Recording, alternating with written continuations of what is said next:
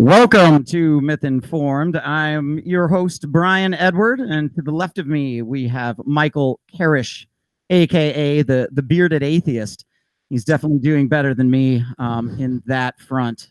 But who cares about me? Today, we have with us Niko House. He's a UNC Chapel Hill grad, former military service member. He campaigned with both Bernie Sanders and Tulsi Gabbard, a self-described progressive. He runs a YouTube vlog series called, and I think network, Mi Casa Su Casa. You should check it out on YouTube. It's got 36,000 subs and over 4.3 million views. The Rubin Report is often picked on for not bringing on progressives that cannot be said of us. Welcome, Niko House, and I think Pasta is also there, and we're going to say hello. Hey, thanks for having us on. We appreciate it. Yeah, it's funny because the first thing I know, because a lot of people have actually told me to watch the Rubin Report might be a year and a half ago. They're like, you really like this stuff. And maybe the first two videos, I'm like, oh, wow, this guy seems really objective. And then you started to notice a pattern. And it was like, okay, you have Charlie Kirk on, you've had nothing but right-wingers on, and then you haven't had any progressives. And I would like to say that's something that we believe in as well. Is we I don't know if you've watched the show, but we bring on conservatives all the time. We bring on libertarians, we bring on obviously progressives, and we even let like quote unquote liberals argue their side as well. And I think that's the only way we can, like we were talking about before the show, that's the only way we can really get down to the right answer rather than the who's the right answer. Yeah. I think otherwise everyone just putting up their front. Like you have to have a certain amount of detente, if you will, to say, hey, let's actually discuss the issues instead of the talking points. Let's get to why you feel this way. Yeah, 100% agree. Yeah. I mean, like, and Rubin's style it's very much of he doesn't push back really at all, and that's a criticism. But in some ways, you could say he really does allow these people to speak their mind. So, you certainly know where those people are at. I would like him to bring on a few progressives too. I think that would be a fair balance. Well, I think that's the difference between him and Joe Rogan, right? Joe Rogan pushes back. Joe Rogan definitely has a balance, and Joe Rogan never judges before he has anyone comes on his show because he's not being paid to be set in his ways. Yeah, and it's evident, right? He's involved because of that. Yeah, and as long as you're honest, that's fine. So I'm not going to critique anyone's interview style. I don't claim to be the best interviewer in the world either. So, but that's cool. I like talking to somebody. I tend to lean like libertarian. Michael here just finds is progressive. You define as progressive, but what the heck is progressive? Yeah. So, and I'll let Pasta give his definition as well, but I'm pretty sure we probably lean the same way. Progressivism has been co-opted as of late, right? So, like Elizabeth Warren calls herself progressive. She's not a progressive. I don't even know if I actually consider AOC a progressive, and that's a different discussion for a different day. But progressivism is what a lot of people would call, and so the true definition of progressivism as it originated was like populism. In other words, whatever progresses the populace. Are you for regression or are you for aggression? And by definition, if you are for progression, by the strictest definition, then you are a progressive, whether you're a libertarian, whether you're a Democrat, whether you're a Republican, whatever, Green Party. The moment that you decide that you are for progress, then you are a progressive. And I think that for the most part, that's why most of the country now is independent registered wise, and is also leaning independent even if they're not registered as independent. Because at the end of the day, no matter whether we can argue and disagree about abortion or whatever, but when we get to the nitty gritty, the point is moot if we're not going to deal with the war, with the constant, endless regime change wars going on overseas. You got another different definition? Well, I just want to add to that. The only thing that I really wanted to add to what Niko was saying is that the word is trying to be co-opted right now. But as a progressive, I'm drawing the line in the sand. They already got liberal from us, and I'm not letting them take progressive. Pretty much everything that Niko said, I have to agree with. It's about being progressive, moving for progress, and especially progress for all. But when it does come to that, hey, Nancy Pelosi saying that she's progressive, no, she's not. She's not. She's, if anything, she's digressive. She's moving backwards. So, we're going to put our line in the sand, some of us, and not let that word get co-opted. I'm a progressive. They're neoliberals, and that's it. So, like you were just saying, you're a libertarian.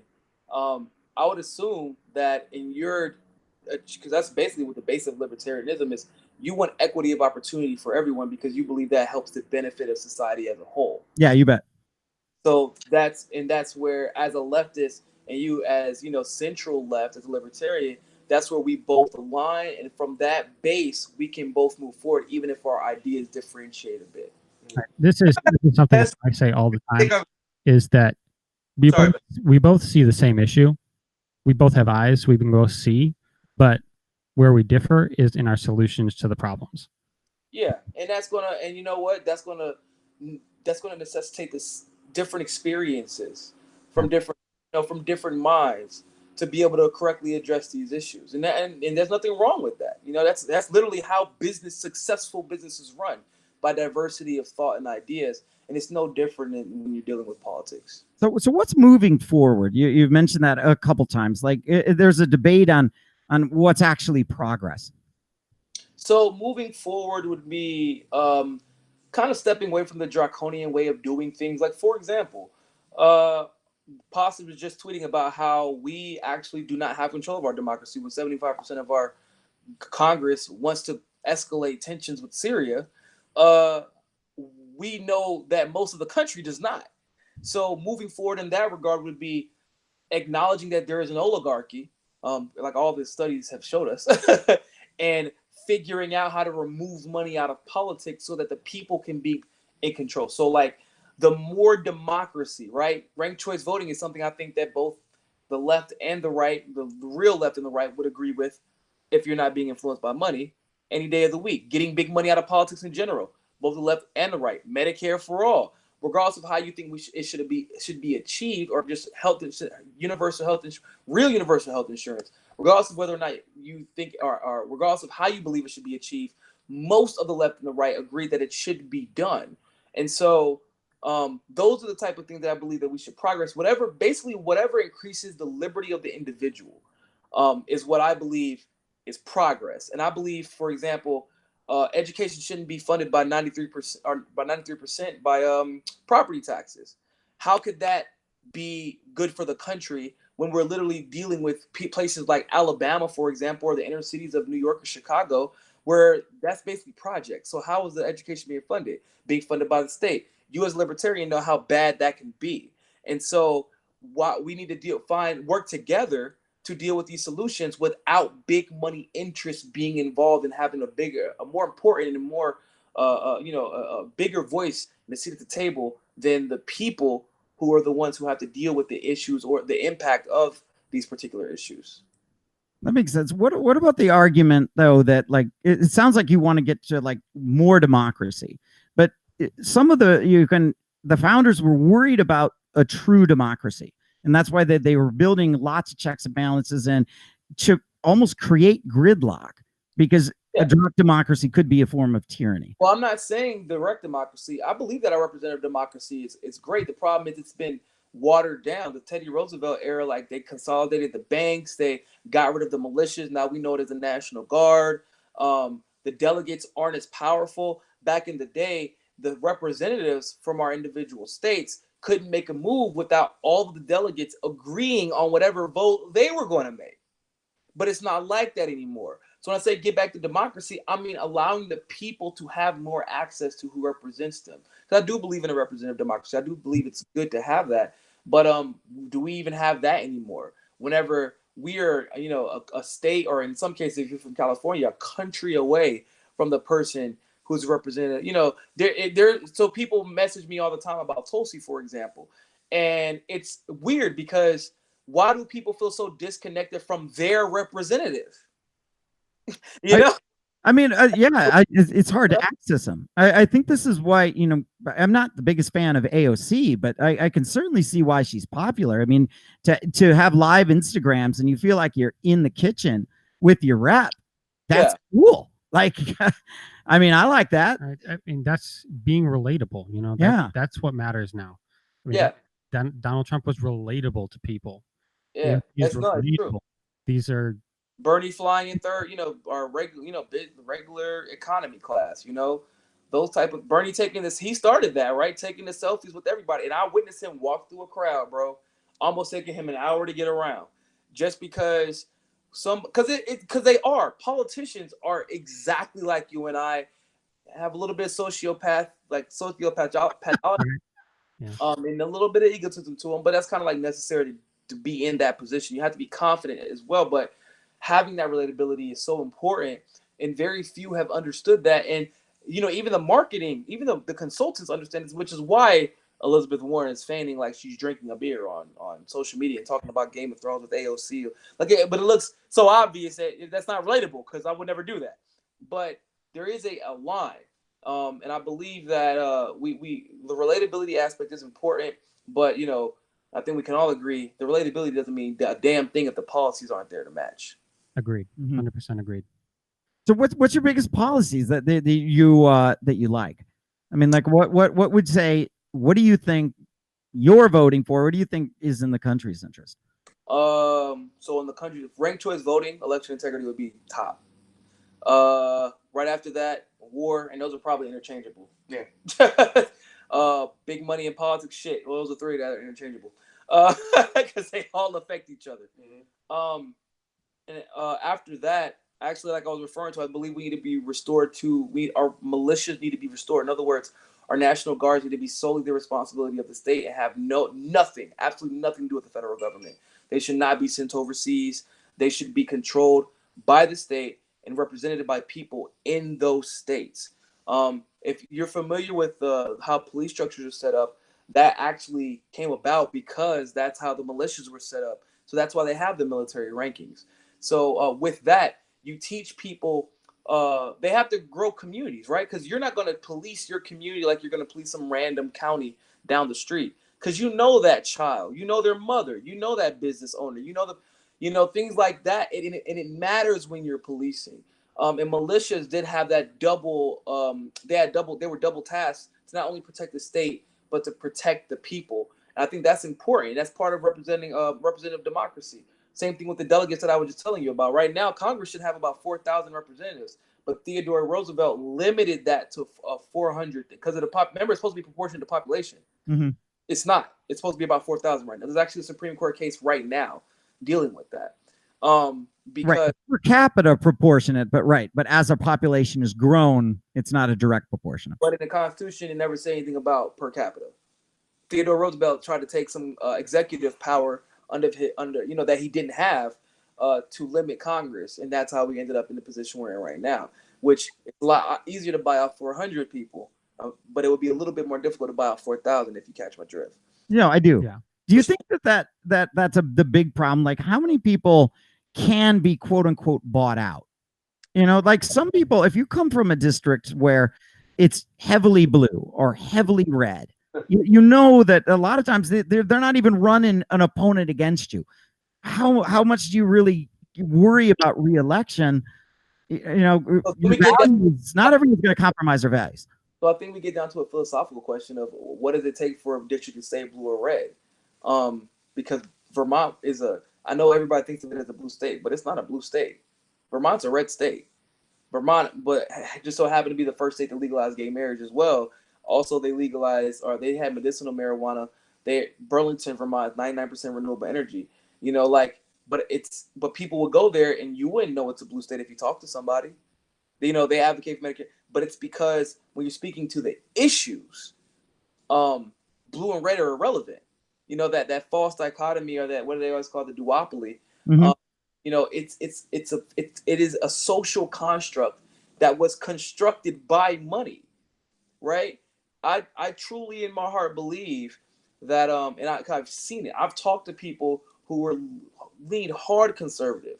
When you reason with them with common sense and facts, they're like, oh, I mean, that kind of makes sense. I mean, I have the conversation. I'm pro reparations, right, for Black people. And when I explain to people, they're like avidly against it, and all I think of is that, they think, for some reason they automatically concerned about, oh, well, I wasn't a part of it. But I explain how they implicitly benefited from it. But also simultaneously, I don't know if you're familiar with redlining. Redlining was the practice that prevented Black families from inner city communities or people from poor communities in general, but specifically Black families, for ever getting a second mortgage or getting a mortgage to begin with, from getting business loans. And then by the time redlining, quote unquote, officially ended, when it really didn't, but just so that black people, just in time for black people to get businesses, gentrification came. So it didn't even matter. So like you're talking about generations of wealth that if we had that, we would be able to have larger stakes in major industries that we affect and impact right now, like the music industry, like the sports industry. We would be able to compete, but now it's still a big deal when a black person is a billionaire when it shouldn't be at this point, considering how long we've been in this country. So things like that, when I have a one-on-one conversation with somebody, and that's one thing I think I love about Bernie, and I love about Tulsi, is that they have stopped trying to push the false dichotomy of the duopoly and say, look, all of these issues affect each other. When one group of people, one group of Americans specifically fail, we will all fail, because if that group of Americans is failing, it's likely because of the apathy of the greater populace, the greater polity. And if the greater polity is apathetic, it is likely a manufactured apathy, because they're told that their problems are more important and have nothing to do with those problems. In fact, oftentimes they're told that these people are the cause of their problems, right? So yeah, that's what I think about that issue. See, it's interesting. I was listening to Glenn Lowry and John McWhorter talk about this.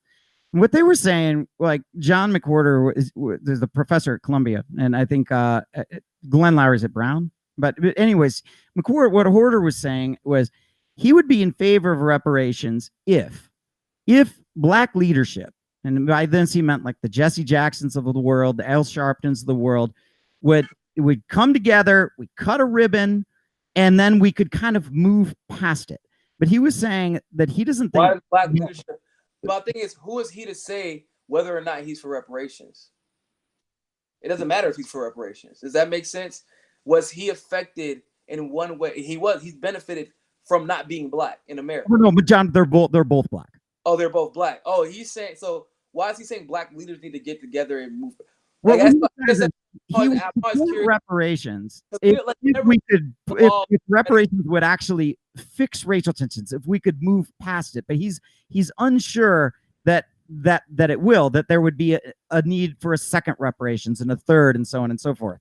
Nah, well, reparations would be an ongoing payment according to, they have a study coming out with HR 40. They're going to study and figure out what the best way to divvy it up is. But like with reparations, it's not about ending racism. It's about paying what is owed.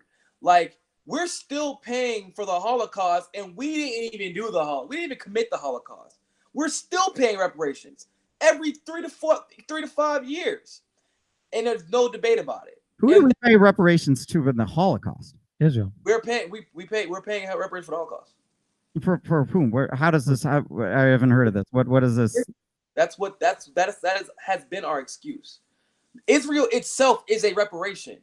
The entire reparation. Is it? $38 billion over 10 years. Oh, I see. That's the reparation. Oh, they legitimately. You mean in support of the state of Israel? You mean in foreign aid to Israel? We're the reason that Israel exists. We said we would not join the United Nations if Israel was not going to be existing. Like, Israel itself is a reparation. Ironically enough, they have Medicare for all. If they work a job for at least a year, if they get fired or if they decide to quit, they get like 10,000 shekels, which would be like the equivalent, I think, of like $4,000 or $5,000 to stay on their feet until they get to their next job. Like, they are using our money better than we're using our money. But that's not the only example. The only time that issues become divisive, like basic moral issues, literal damages that we could calculate, becomes divisive when we're talking about it benefiting black people. And that's, once again, another social construct that has been embedded in society. It's the same way that men get very abrasive and defensive when we're talking about sexual assault and the way that women are treated in society. Because men have been conditioned to believe that certain things were okay, regardless of how it affected women mentally or emotionally. And the same thing is true. 99% of men has committed sexual assault or sexual harassment and didn't even realize it, because we have been conditioned to believe something, and then we've also been conditioned to react a certain way the moment that it's brought up, because it's an instinctual necessity to protect our position and our social status. People are always worried. Well, we're always being fed that someone's trying to encroach on us, right? Because capitalism supposedly breeds competition, but what it's really about is crushing competition. So we're bred to believe that everything's a competition, but it's not. Like, if there's, no matter how equal things get, right? No matter how equitable things get, there's always gonna be someone who works harder than you in school, someone who works less hard than you in school. There's always gonna be someone who works harder than you at a job, someone who works less hard. There's gonna be somebody that you're more talented at than. There's gonna be somebody you're less talented in. But there's this belief that we should maintain certain constructs because that the person that's actually being oppressed has equitable opportunity to compete with you in a legitimate way, and it's just not the case. And we've been convinced through these constructs that it is the case, and it's simply not true.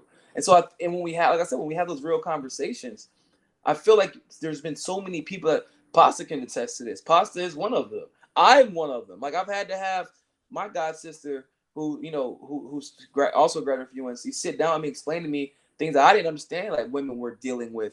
And as a man, I'm like, damn, I didn't even think about it that way. Because it's funny because I always say, for a straight male, you have to, if you want to know if something you're doing is sexual harassment, like if you go into the club and you're dancing on a woman, if a gay dude walked up to you and did the same thing, you're freaking out. That's sexual harassment. It's that simple. Like, so these are things that you don't think about until someone, remember, we're just talking about unique experiences. So somebody with those experiences sits down with you and explains to you how it's affected them, and then start talking about their solution to move forward. I think at that point, it's our responsibility to listen rather than dictate. Yeah. Can I point out something? Yeah. That Niko said shekel, which is a Israeli currency, as opposed to schmeckle, which is something that was on Rick and Morty. I just want to make sure the audience heard that. Right. So right thing, Mike. Go ahead, Mike. I was going to say get swifty. You don't know who the Dream is? Beyonce Single Ladies? Rihanna Umbrella? You don't know who the Dream is? Hey, I'm not going near that one. I'm a big Dream fan, yo. I'm a big Dream. They don't know about Dream, man. No. But they know about Rick and Morty. I watch a little bit of Rick and Morty, but Oh man, Morty is I apologize. much philosophical truth in Morty is actually scary. Yeah. A little bit, yeah. A little bit. So a couple things. Like I wondered, is Israel like a reparation? Because I wonder, because the creation of Israel, that going back to the 1920s, they were talking about creating the state of Israel. This is obviously prior to the Nazis being in power and so on and so forth. Like, and then after the Holocaust, this happens. I don't know if Israel is directly a reparation. I'll explain that. The people that were talking about the creating Israel were actually the same people who started the World War I to begin with. Lord Rothschild, who, like, in Tel Aviv, the main street is named after Lord Rothschild. Like, he worked with Cecil Rhodes, who you all probably know from the Rhodes Scholarship, but more specifically, South Africans know him as the one who brought the apartheid upon them. Yep. And started the South African War. This man was the one who manufactured World War I to begin with. Like, World War I is pretty complex, but go ahead. Not really that complex. So what happened was Cecil Rhodes decided in the early 1900s that he wanted an Anglo-ruled society, and he used South Africa as its testing ground, which is like why the South Africans there, regardless if they're black or they're white, they speak with British accents. Like, that was what he wanted to do, not only in South Africa but around the world. But he also, obviously, to do this, you have to have economic dominance. Now, at the time, Germany was Great Britain's biggest economic. Well, actually, they were about to overtake the world, and they were actually working with Russia at the time as well, because this is during the Industrial Revolution. The thing is, Cecil Rhodes was actually not shy about this society that he was creating. He was pretty open about it. They actually wrote about it in the New York Times. You can look it up. And there were people warning about what was about to happen. And so Cecil Rhodes passed away, but he already set the plans in motion. And then J.P. Morgan Chase linked up with Lord Rothschild.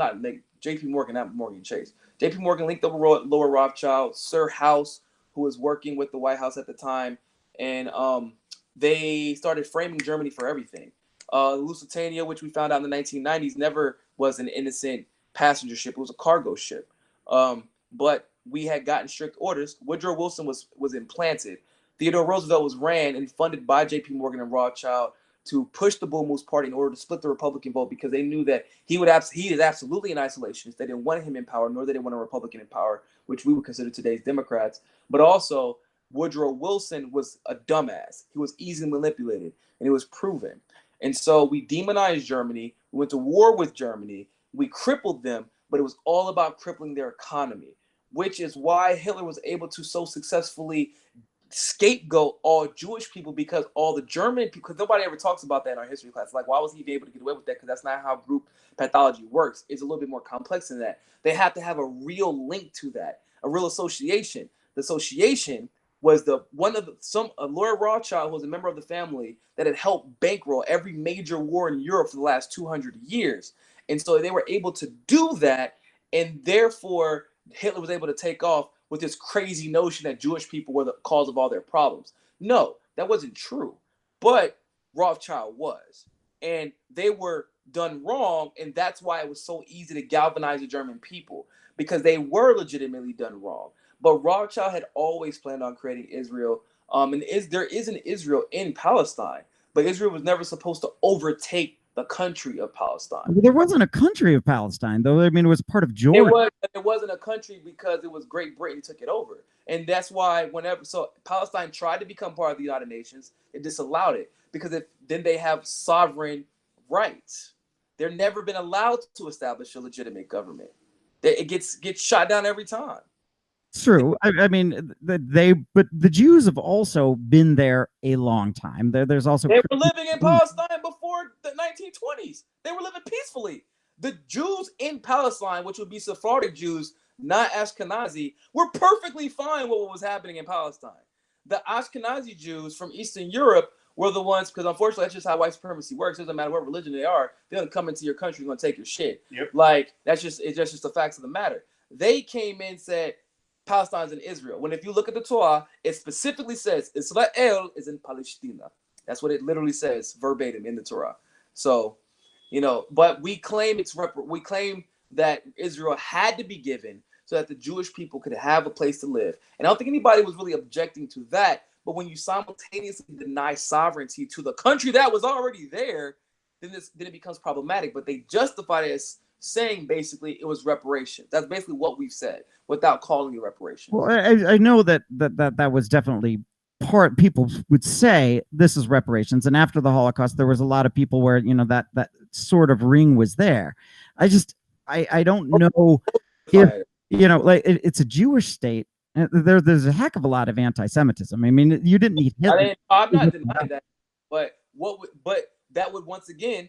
What would you call it? What would you call a country that we protect their people? We give them funding to make sure their people can continue to flourish and continue to thrive. They have health care. They enjoy many of the benefits that many other people do not, specifically because of their plight. What would you call that? The way right now, are we not trying to repair an ally? I mean, that's what you would call an ally, somebody that you're funding, somebody you're funding militarily. We're not trying to repair the wrongs done to the Jewish community in World War II. I mean, you can have if you want to do that. I mean, I don't know. I think that what it was. But Israel, there's been a Zionist and a creation state of Israel that predates this. So, but but that was within Palestine as a state, not as the entire country overtaking Palestine. Well, yeah, but then you have a lot of European Jews like wanting to GTFO out of Europe after the Holocaust. I mean, for obvious reasons. Yeah, which they moved to Israel, and we said, okay, that's fine, because the wrongs need to be repaired, which would be the operative word in reparation. Right? Yeah. No, I suppose. Yeah. Now, I don't know. It just seems weird on the Palestinian situation. So I mean, I feel like Israel can be a good ally. I don't saying the Israeli government is always right. They're often wrong. But Hamas in Gaza, I have zero trust for Hamas, and no peace treaty could ever happen if they're involved. But that's not true, because a peace treaty did happen in the early 1994. The problem was Well, it's believed by the Israelis that our government assassinated their leader, but that's a different discussion for a different day. But Hamas was involved. There was a peace treaty. You have to understand there was no such thing as Hamas until the people felt the need to be able to coalesce by somebody with some type of military power, because they had all their power restricted from them, and they're disallowed. People say, well, why don't they have a legitimate government? They're literally disallowed from having a government. If they try it, it would be considered an act of war, and Israel would have full range to go in and wreak havoc.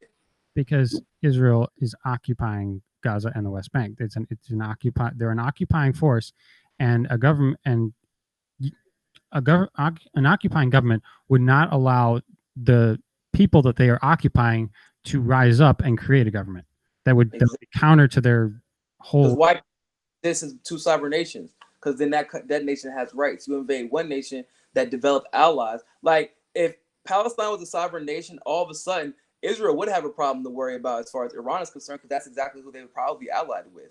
And then they would have a legitimate international reason to go at Israel. So Israel only been able to do wrongdoing because the Western nations have gotten behind them, as long as Israel continues to do the bidding of the Western nations in the region, which has never been a good thing. We've never done anything good for any reason in the Middle East.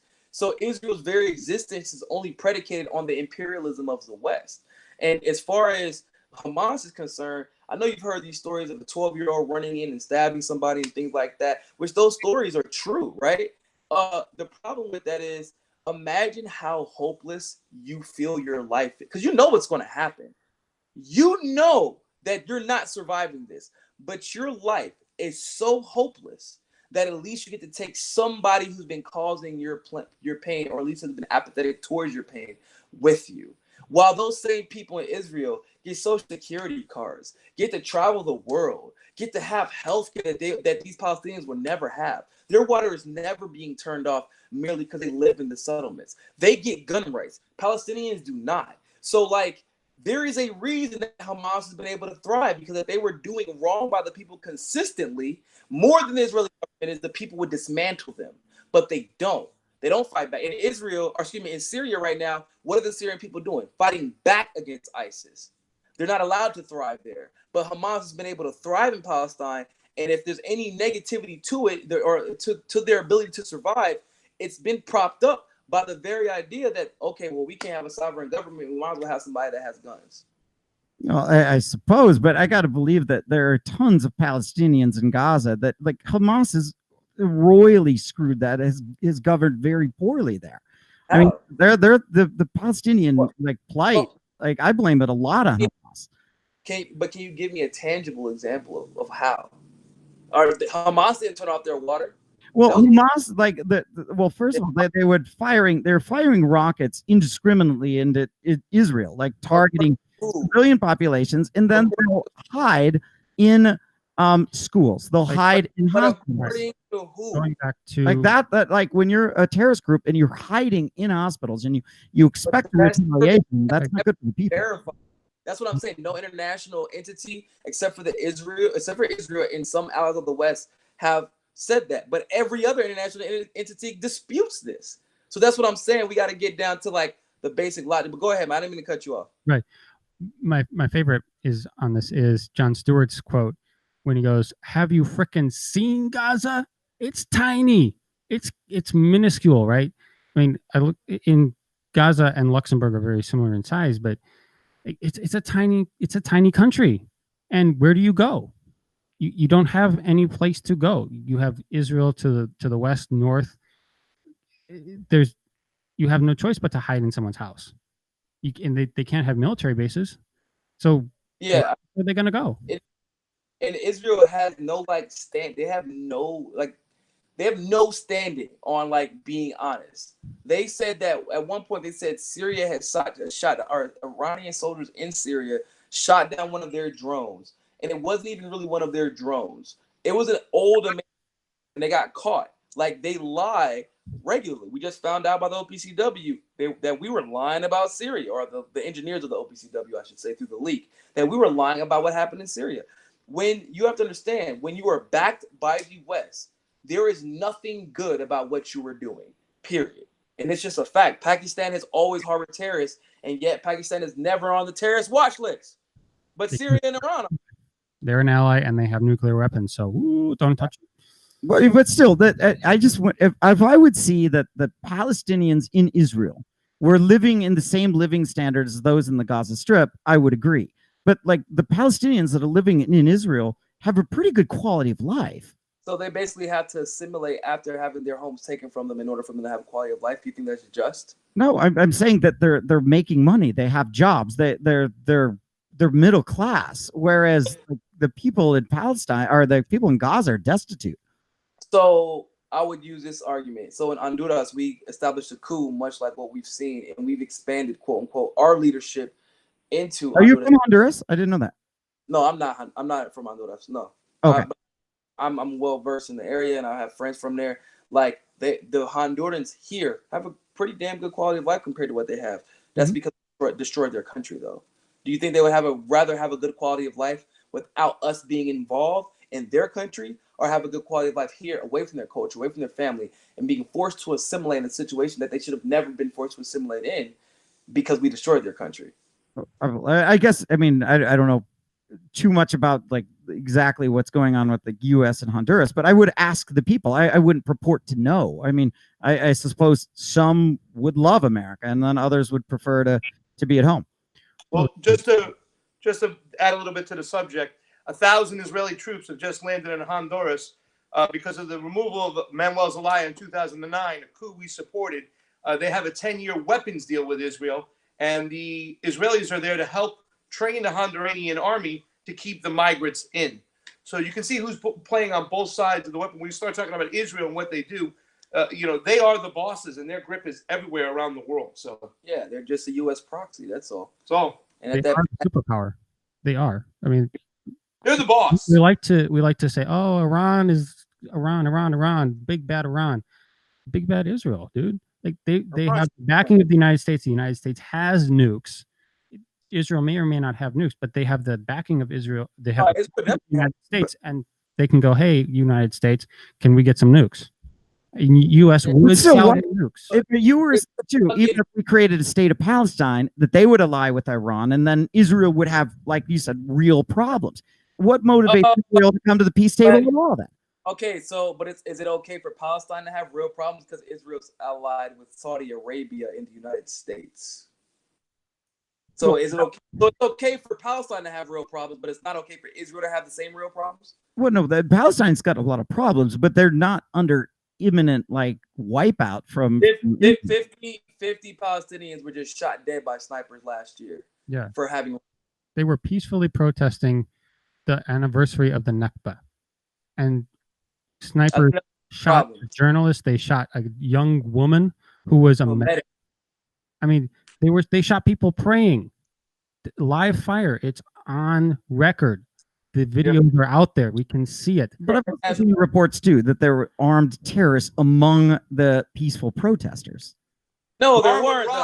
There weren't. There were zero. There was no. There were. So why didn't the armed terrorists get shot then? Because that's not who was shot. It's on record that it was a woman who was a medic, a hijabi 16, 17-year-old girl was shot dead. Was she a terrorist? Because there's only one real terrorist group in Israel and Palestine, and it's actually the Israeli government. Yeah, those people that are firing rockets into a civilian area. I mean, I've watched the videos of those things. According to who? I know Israelis. There's been no civilians shot by rockets. Do you understand that if that really happened, Palestine would be buried? There would be no more Palestine. If that really happened.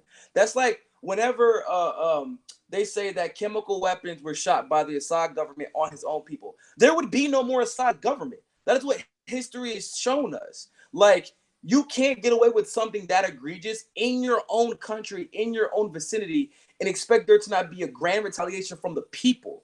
There's a reason that Assad has been able to remain in power, that Maduro has been able to remain in power, that a lot of these countries where we demonize the leaders and show apathy towards the people, they've been able to remain in power because I don't give a shit what you say about that person, that leader. He hasn't done his people wrong. Like, whatever we define as, like, we think our leaders are doing us wrong or okay or right. No, that we're succeeding in this country in spite of our leaders, not because of them. Yeah. Because we have a little. I agree with that you could be a pretty bad guy like Assad and like Maduro, and still, be American at the same time. But why is Assad bad? Well, I mean, Assad's a strong man, right? So Assad is relatively bad in the way that an average dictator. Maduro is back to the economy. I mean, everyone's lost 20 pounds there.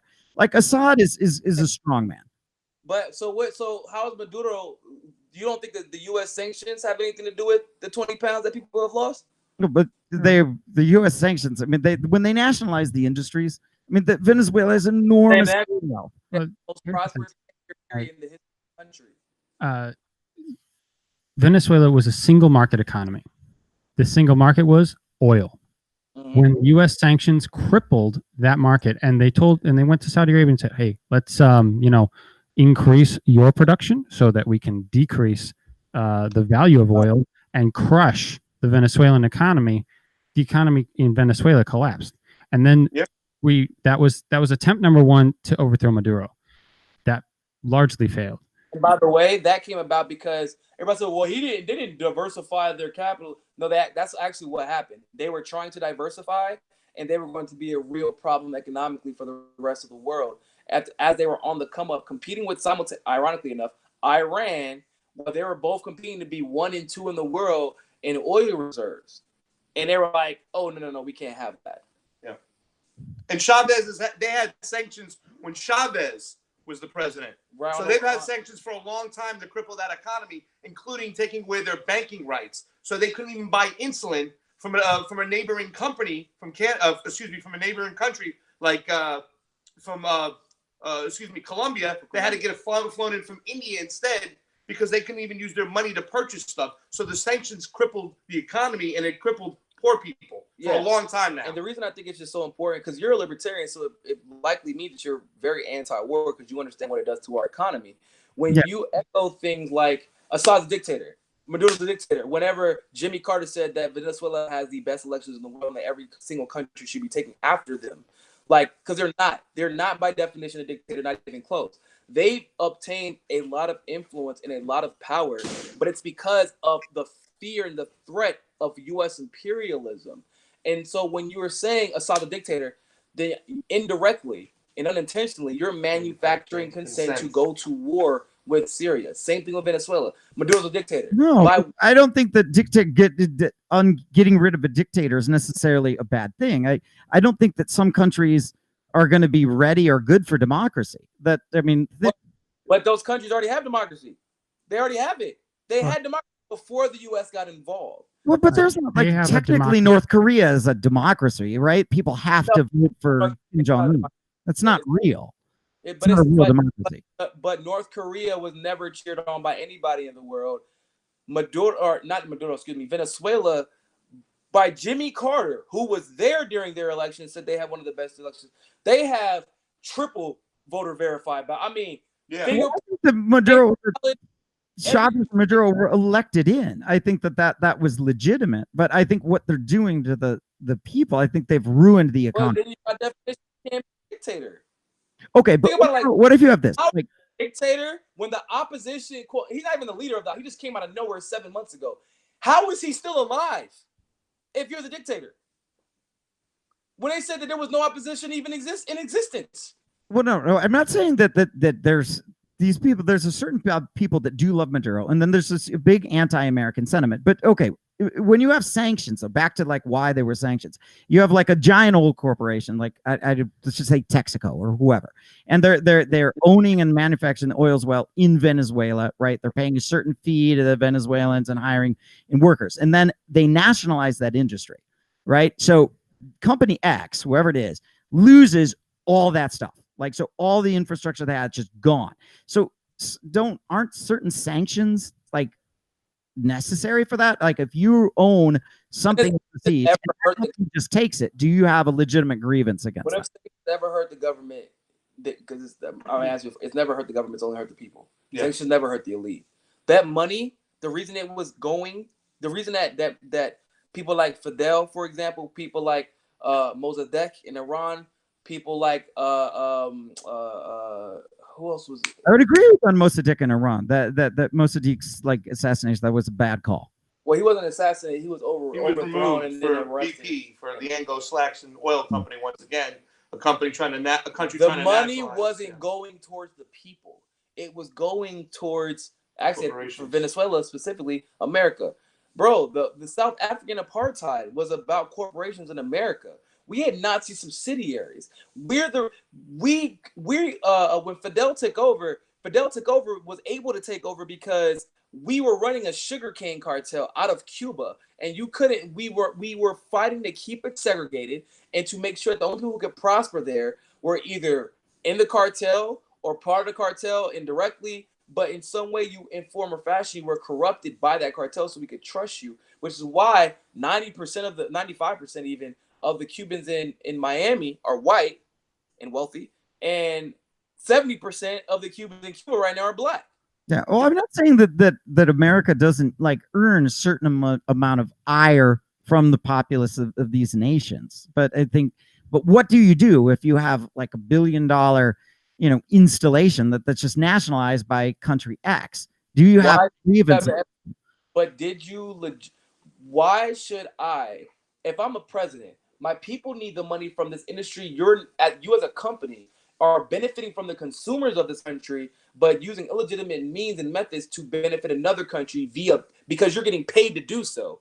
Why should I not take control as a leader of this nation? I don't give a fuck about America at this point. I give a care about my nation. Why should I face sanctions from another country because I'm doing what's best? Because you took some of that stuff. It would be the same thing. What if the U.S. defaulted on our debt and we just said, all right, we're not we're just not going to give you the interest anymore. It's in our national interest to not pay. That's like comparing apples to oranges. We because of our debt being reliant on the existence and the success of the petrodollar, currently we can do what the fuck we want to because we export 90% of our oil, or 93%. We export the most oil in the world now. Like, we have that type of money, but the thing is, we also have military powers. We've also paid off people generations in advance. Like, literally, we have people who were committing war crimes during the Bush administration. Now they've been promoted to Secretary of Defense, Secretary of State. Like, this stuff, this infrastructure. When I remember that secret organization, it wasn't really secret, but the organization talked about Cecil Rhodes. What came about because of that was a war industry board that was dedicated to constant and regular warfare. That's actually how the Bush family got their millions, was because the original Bush was on that board. 20,000 billionaires and millionaires came about because of war. And more importantly, as far as the perspective of America, we had an opportunity because of the end of World War I, and more specifically because of the end of World War II, to be an empire, to be an actual. To do this, you have to have the control over the most prominent and dominant resource. But not only do you have to have control over it, but you have to be able to crush competition who may have control over it eventually. That's what capitalism has always been. It's always about having a monopoly, never about the competition. So, like, we can't really compare, if America did this, when America does fucked up shit all the time, what are the consequences? We literally lied about a chemical weapons attack, launched rockets at a country. We launched rockets, and it turned out to be a lie. Have we been bombed back? Have we had sanctions placed on us? What's been the consequence? Oh, we drop nukes if that happened. If they came at us, we drop nukes. But we'd fuck them up. But nationalizations of industries, anti-U.S. sentiment, like, that there is a consequence. I mean, there's a consequence when you nationalize the industry. Of an industry have to be anti-U.S. sentiment. Because that's what they sold for Mossadegh when they overthrown him. Oh, he's anti-West because he wants to do what's best for his country. You don't steal your friend's stuff, right? So if the Venezuelans were super chummy with the United States, that probably would have never happened because you don't want to, like, get that action would create all kinds of conflict. So you don't do it to somebody that you're getting pretty angry at. What government have you ever seen? Because Saudi Arabia was installed by Great Britain. So what oil-rich country have you ever seen that has been friends with the U.S.? Because you're competition, you can't be friends. The only way that you're able to be friends with us is after we install a dictatorship. No, you're friends with people you trade with. So generally, trade is something that. No, I'm talking about. We want to trade with China. What resource-rich country has been a friend with the U.S. Not Brazil. We overthrew their governments. We're still affecting their economy. We just overthrew the last government. Yeah, not much. Brazil, not Libya, not Chad. Well, once upon a time it was Chad when they were trying to fight against Libya because we told them to, and now it's not Chad. And now Libya's in a safe trade. So not them either. So obviously not Syria, not Iran. Kuwait we had to overthrow. Saudi Arabia was installed by Great Britain. Venezuela, Colombia became our friend after we overthrew their government. You start to see a pattern here. You don't become our friend unless we're allowed to install your government. And that's because of your resources. In other words, that's what imperialism is. You're like, in some way, and I don't think you're doing it on purpose, but this is natural at this point. We're trying to pretend like, oh, well, we can't be anti-American. No, let them do what the hell they want to with their money, their country, and their resources, just like we would never in our life. I'm fine with that. I'm fine with that. To try and come here and tell us what to do with our damn strawberries. Like, we want to do what the fuck we want to with our strawberries. And if they even dared, we would be like, oh, y'all done lost your mind, we going to war. Because the government has a right to, like a responsibility to try to protect the people and property, right? So this is why if you're robbed, you can file a claim on that. The police. Well, you're a libertarian, so self-determination and autonomy.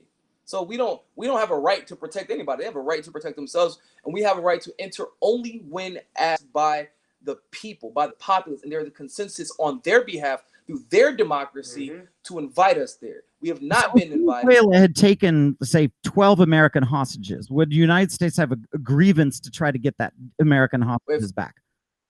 If who? If say Venezuela, this is fictional, like took 12 American hostages, right? And they are holding them there. Would America have a right to say, give those back? We're going to apply sanctions to you if you don't.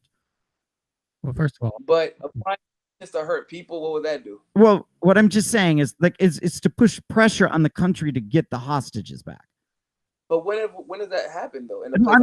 It didn't. What I'm saying is, but then, so if the answer is yes to that you could say, people, what about property? Like, what about U.S. owned, business investment that was national? So you're right about property. So you're saying that. So the United States has a right to eminent domain our property, but Venezuela doesn't have a right to do theirs. Not to eminent domain it.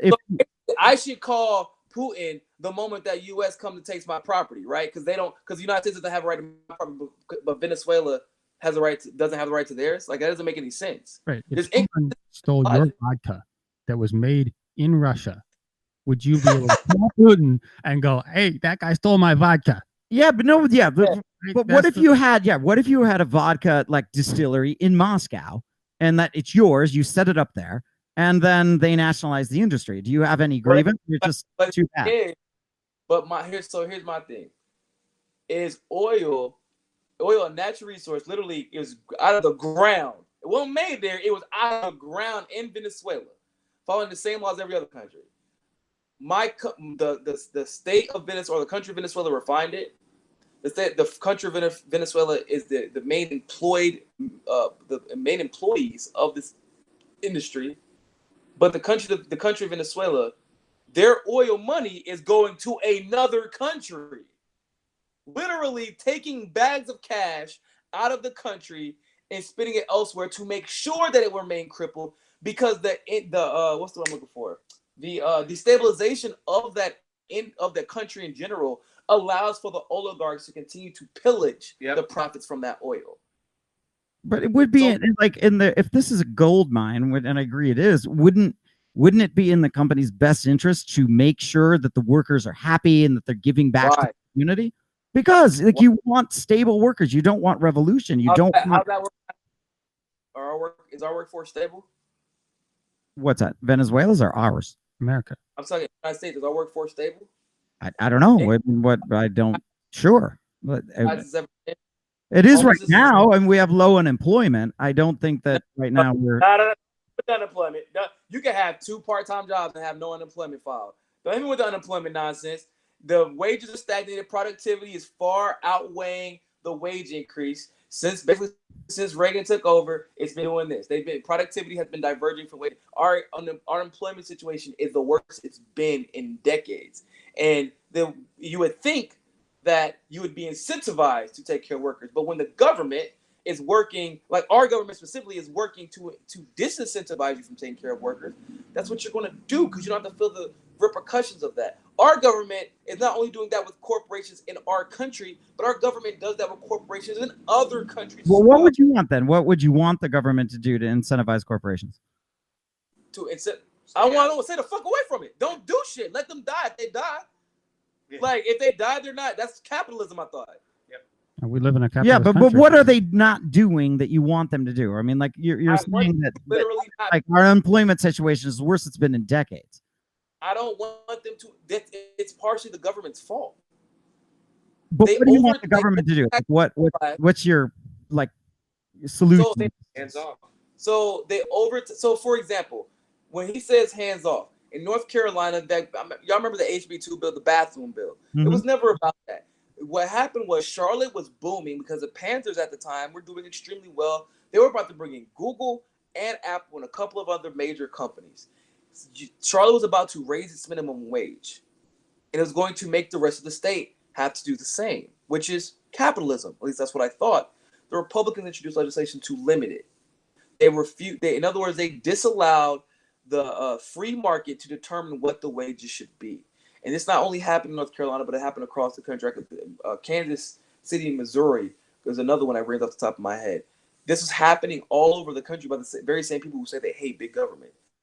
So, like, my solution is, and it unfortunately should have started 30 years ago, allow capitalism, real capitalism, to take place. When the industry crashed, those banks should have been done.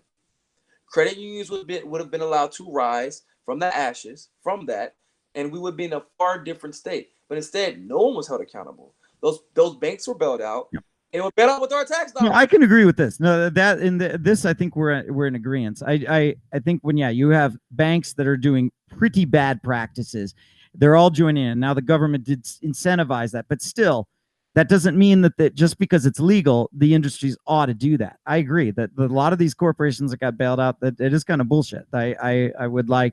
It would have been nice to see the rise of small businesses to take care of that. Bad practices, which I'm glad we agree on. Would you agree that our banks should have undue influence on the economics of Venezuela or Brazil?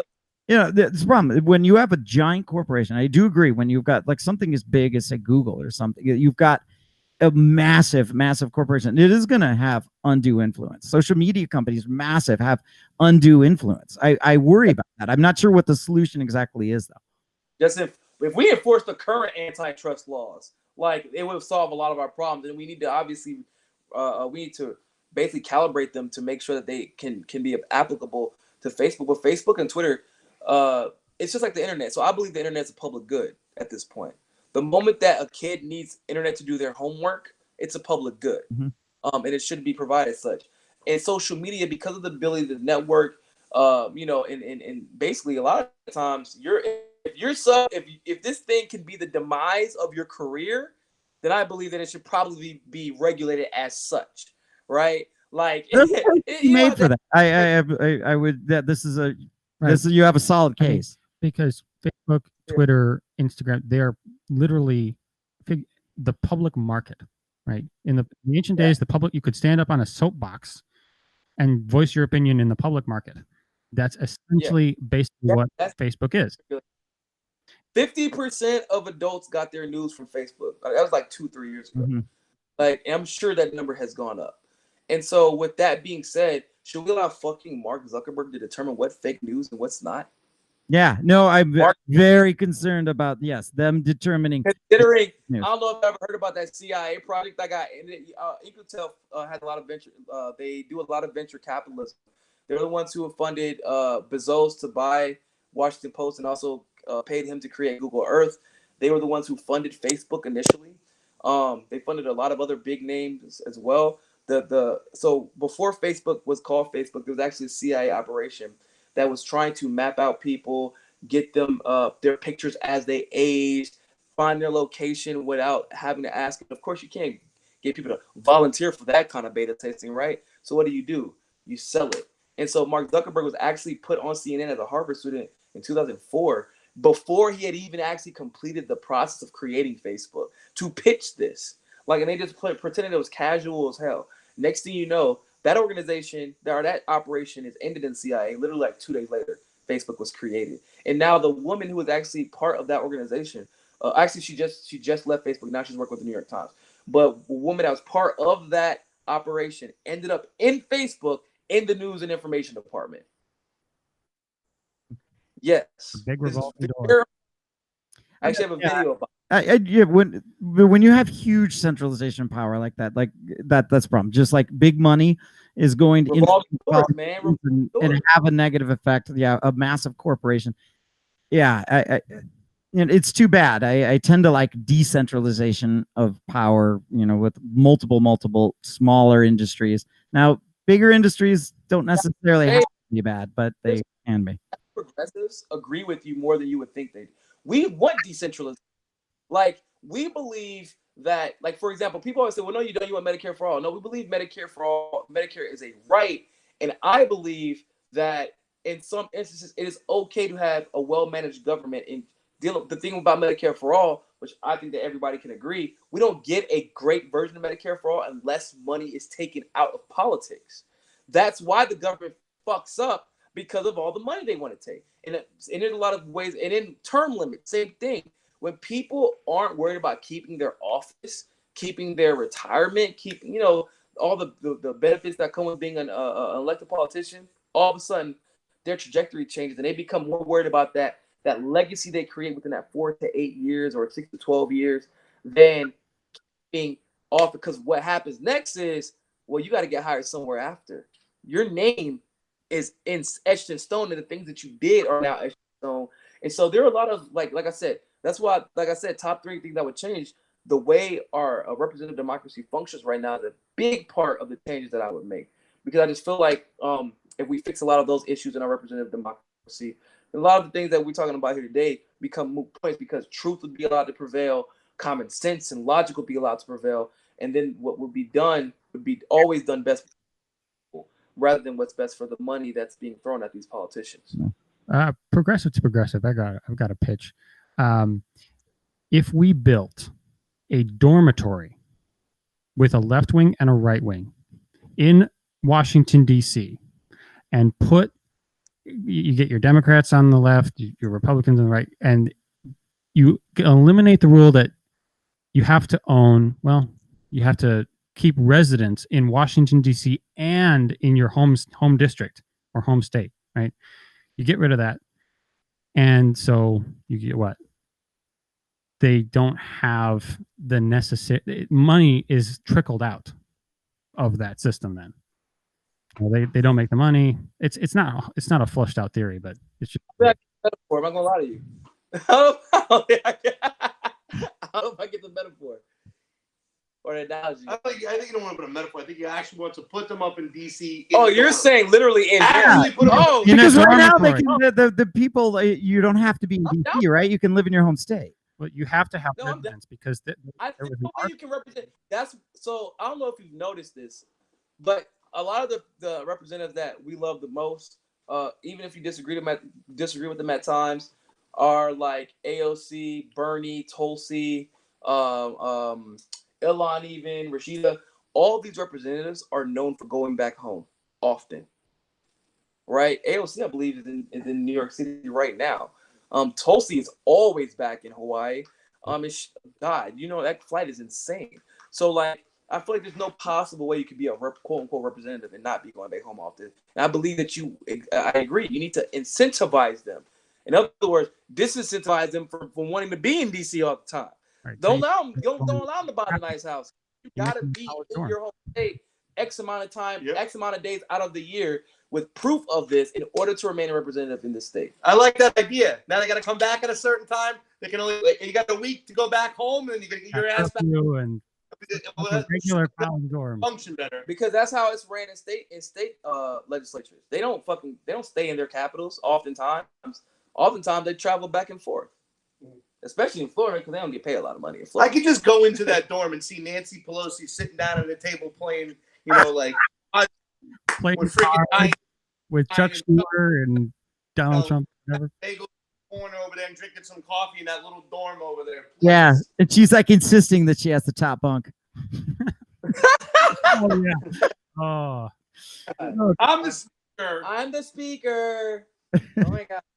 You know, it's interesting too when you were talking about resources, and why progressives don't understand the logic about it's okay to go in there and take somebody's natural resources. You know, it's not just oil. When you talk about Honduras or Guatemala, it's about bananas. And I haven't eaten a banana in 2 years because once again, the what's it called? The Nikita, which is owned by the United Fruit Company, the UFC, which eventually became Dole and whatnot. It's pretty much they removed their nationalized government because those people were, once again, those leaders were giving all the workers, the land and the profits from their natural resources. But we used the coup to overthrow them too as well. So individuals who own Dole and the UFC can make millions and millions of dollars, essentially stealing the resources from the people. And the United States seems to do that when it comes to oil, whether it comes to, opioids in Afghanistan and bananas in South and Central America. It just seems like we want to grab the resources and steal it all the time. I don't understand the logic behind it. I think that was true a long time ago. I think that the farther you go back, the more and more I agree with that critique. It's just, what do you do nowadays? I mean, going forward. In Venezuela right now. And Trump has said he wants that oil. He literally said, I want the oil. He's like, you gotta guess. Trump is a bit crazy. I don't believe necessarily anything. Bolton said it. Bolton said it. He said, we're not going to front anymore. We just want the oil. We're going after our competition. Yeah. Trump even complained that the biggest mistake of Iraq is that we didn't take their fucking oil. Well, Trump is ridiculous for saying that. I totally agree. But that wouldn't be the argument of a garden variety conservative. Like Trump is his own animal. That was the reason why we were there. Why are we arguing with the people who are in charge and starting the wars? If they're saying we're there for resources, why are we arguing with them? We were there for supposedly weapons of mass destruction, right? And the intelligence community got it totally wrong, and they weren't there. Last year, Bolton came out and said, "Yeah, it was bullshit. We were there for oil." Bolton said this. That's like one of the first things he said when he got elected off, or when he was selected. He's like, "Yeah, that's bullshit. We're going there for oil." Like that was it. And he said, and we're going to be more forthcoming about that. They haven't. I don't know if I agree. I believe that you're going to the community. Well, this he was in Iraq. He was the leading general in Iraq. He was literally there. Being told, blow up that oil field, blow up those people for being in charge of that oil field, blow up those people for living near that oil field, just level the whole. He was the one being given the orders to do the shit. Like, if he's saying it, I feel like at this point, you can't have delusions of grandeur because it's uncomfortable. I understand. It is fucking uncomfortable, but America's the bad guy. We are. And like that's the same conversation I have with Israelis when we're dealing with the Israel-Palestine conflict. Israel, the government, is the bad guy. And if you're apathetic towards that plight of the Palestinians, then you are also the bad guy. Now, you have obviously a propensity to change, probably more so than the Israeli government. And you are not the Israeli government. We are not our government. But the moment that we do not say, oh my God, our government is trash, we can't allow this to persist. We have to speak up about it. The moment we try to pretend like we are at all magnanimous, that we are at all altruistic in our resolve, no, it's not true. And the answers have been right in front of us this entire time. But to accept that means that we have to accept the fact that we may have been asleep 10, 20, 30, 40 years, depending on how old you are, and that you have implicitly benefited from the deaths of others merely because a few old people, or old men specifically, got billions from it. And those billions that were made were reliant on us not giving a fuck. Yeah. And as a libertarian, how much more blowback can we take? Ron Paul says that all the time. It's about blowback, blowback, blowback. And whether it's, we don't want to invade or take these resources because of our history or what we want to do. But even Ron Paul says it's about blowback. I totally agree that we should be we should care about our image in the world. And there's certain benefits to that, right? I think India generally very much likes us. But other countries we have not been right by. And we have to care about our reputation. And Obama had one way of going at it, and the Republicans tend to have a different way of going about it. But yes, we absolutely need to care. Actually, it seems they all have the same way of going about it, to be honest with you. You bomb the shit out of them till they like us. Basically, that. There's a certain amount of people that hate, right? Like I hear a lot that terrorists are going and joining a terrorist group because they don't have opportunity. But this isn't true. I mean, like the guy that was making ISIS propaganda was born in, like, he left a $250,000 programming job in Massachusetts, and like his dad was a surgeon at Mass General. This guy was a blue blood, right? Like, and he joins ISIS. Like, that isn't lack of opportunity. That is ideology. You were. Why does ISIS exist? Do you want to talk about ideology? You know where radical Islamic extremism came from? It came from the University of Nebraska at the Pakistan campus. We literally created so that they could go into different countries while being disconnected to us and uproot different governments who stood in front of us. That way we never had to engage the governments or the Soviet Union's armies directly. This happened before. I think this is all World War I. We could get into this next time. I mean, I like talking to you guys. We disagree on a lot of foreign policy. Oh yeah. Yeah. But basically, my point is, we have to start understanding that if you look at the last 70, at this point, this was 100 years almost. Yeah. Damn. Yeah, it's about 100 years. If you look at the last 100 years, you have to look at it through a very U.S.-centric lens, and you have to look at it through a lens of imperialism. It is a necessity to look at it through a lens of... Why do we, if we always look at that lens, won't that screw us up? No, it's a fact. It's a literal fact. Great Britain, like, even when we went to we knew the Holocaust was happening and we ignored it. We ignored it. Like, when we didn't get involved when we should have been in, and we got involved because of Pearl Harbor. Why did Pearl Harbor even happen? Because of fucking resources. It was literally trade wars with Japan. That I agree. Well, so, like, FDR was begging to get into that war. I agree. We cut off Japan from oil and machine parts. FDR didn't want to get in. FDR is very akin, in my opinion, to Bernie Sanders.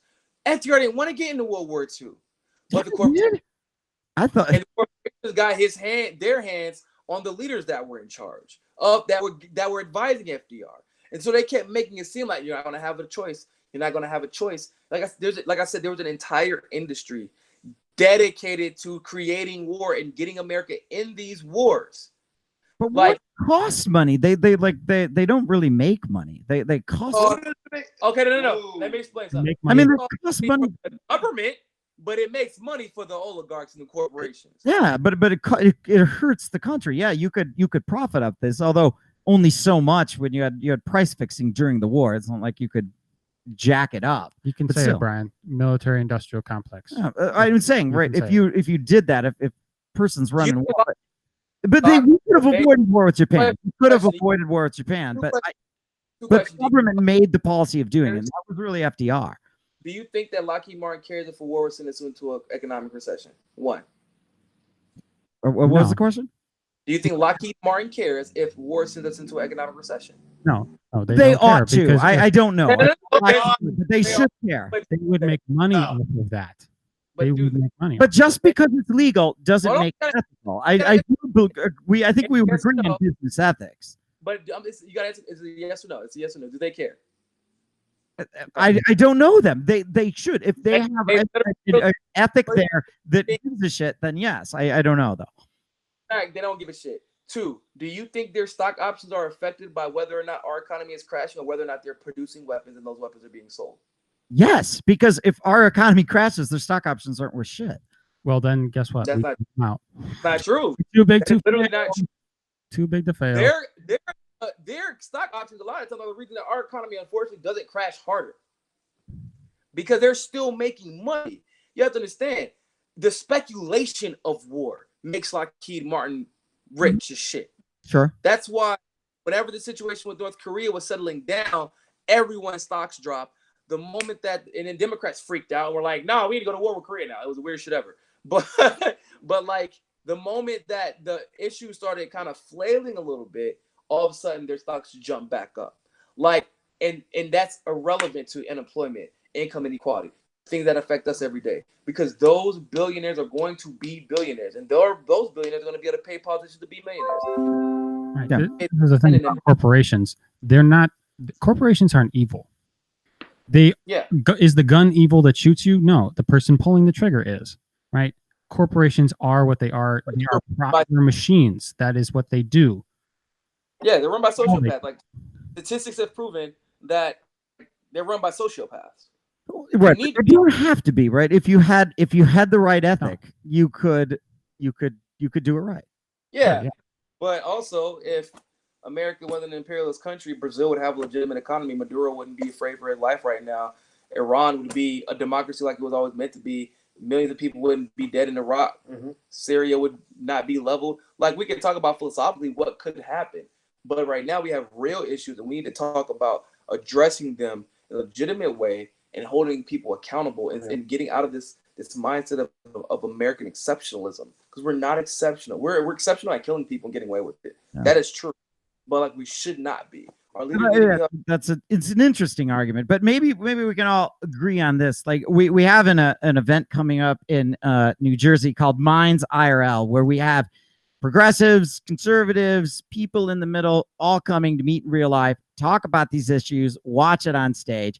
And I really do think that, like, by talking, even if we're not agreeing, I certainly, things that are coming out of your mouth, that you're telling me what you care about. And unless the opposition could actually talk about people, what understand and listen, we're never, ever going to get along. So I absolutely really appreciate you kind of giving your point of view, regardless of whether we agree, because it gives me a point to dissect on. There's a lot of things you brought up today that I would have to look into. You know, yeah. So and I wasn't aware that, you know, I don't think you speak for just yourself. I think there's a lot of people like you that are thinking the same things. And, you know, people have to check into it. And the only way to do that is to listen to each other like we are, not screaming at each other. 100%. And I think that we shouldn't be speaking for ourselves. I think we're having these conversations, I think we should be speaking for the people who don't have a platform to speak. And if we're speaking from our perspective, and I think we're all of us, like, just only our perspective, I should say, we're wrong. If we're thinking about, well, how would I think, or how would the people who look like me how would they be affected? I think we have to be thinking about, how would this person who has literally no opportunity to speak on this issue be affected? And I think that's how everyone should be approaching the issue. I feel like a lot of us will find more common ground that way. We see a lot more progress as well. Yeah. And stop eating bananas. And stop being what? Stop eating bananas. All right, I guess stop eating bananas. You know what? Potassium elsewhere. I do not like bananas, so that will not be a problem for me. That's super easy. I don't know. That's going to be a problem for Ray Comfort. Oh, that's going to be a problem for Ray Comfort. I don't like oranges either. Messed up. You got anything else? We gotta go do some other. We're ending it there. That's why I gave a little pitch for our Minds IRL event. And definitely check it out if you haven't seen a progressive by definition. This is Pasta and Niko House. Check them out at Mikasa Sukasa on YouTube. It's good stuff, and we appreciate point of view. Thank you. I appreciate you having us on.